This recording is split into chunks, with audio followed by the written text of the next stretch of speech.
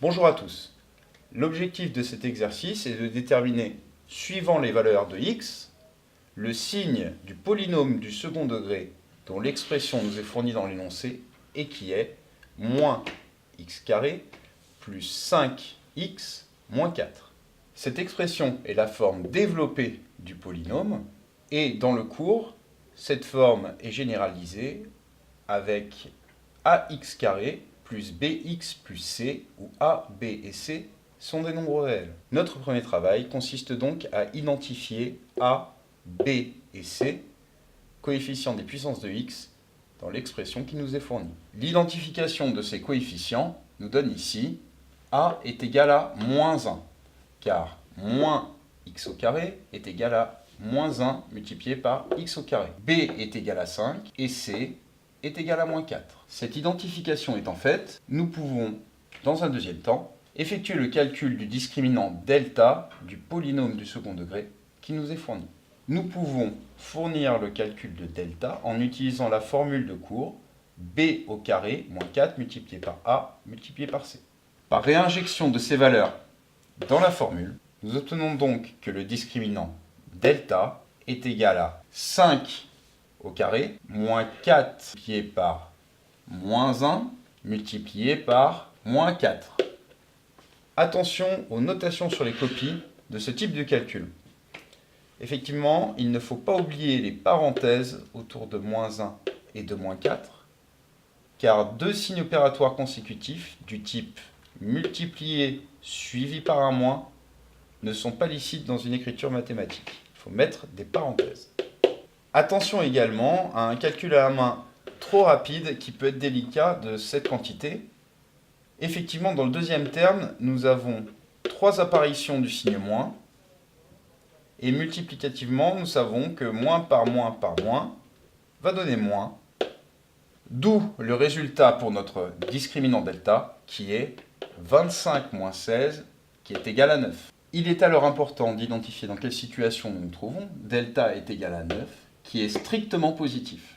Nous pouvons en déduire d'après le cours que le polynôme P a deux racines réelles distinctes.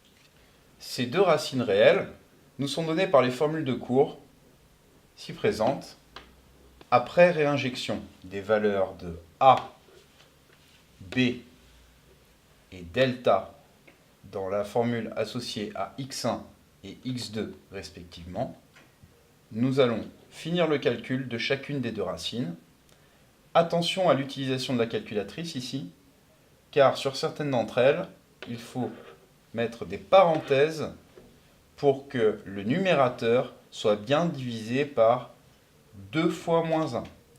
Autre remarque, dans l'écriture de votre calcul, il faut encore une fois des parenthèses autour du moins 1, car deux signes opératoires consécutifs ne sont pas licites dans une écriture mathématique. Le calcul ainsi mené nous donne x1 est égal à 4 et x2 est égal à 1. Nous avons bien la valeur de nos deux racines réelles. Ces étapes ayant été réalisées, nous avons donc toutes les informations nécessaires pour étudier le signe du polynôme P sur R. Pour ce faire, nous allons utiliser la propriété de cours suivante. Comme delta est strictement supérieur à 0, le polynôme P est du signe de A, sauf entre ses racines. L'application de cette propriété à notre situation donne donc que le polynôme P est du signe de A, donc négatif, car A est égal à moins 1, sauf entre les racines que nous avons préalablement calculées, qui sont 1 et 4. Nous pouvons présenter ce résultat sous forme d'un tableau de signes. Sur la première ligne, nous faisons apparaître l'axe des abscisses, où sont présentées les racines que nous avons préalablement calculées.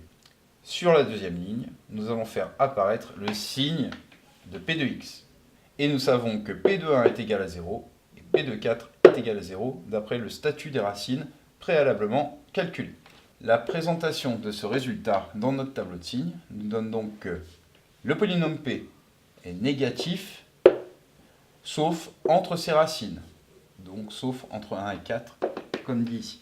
Et nous obtenons finalement que notre polynôme P est strictement négatif sur l'intervalle moins l'infini 1, intervalle ouvert, puis strictement positif sur l'intervalle 1, 4, ouvert, puis strictement négatif sur l'intervalle 4 plus l'infini, intervalle ouvert. Nous avons ainsi finalisé la réponse à notre exercice.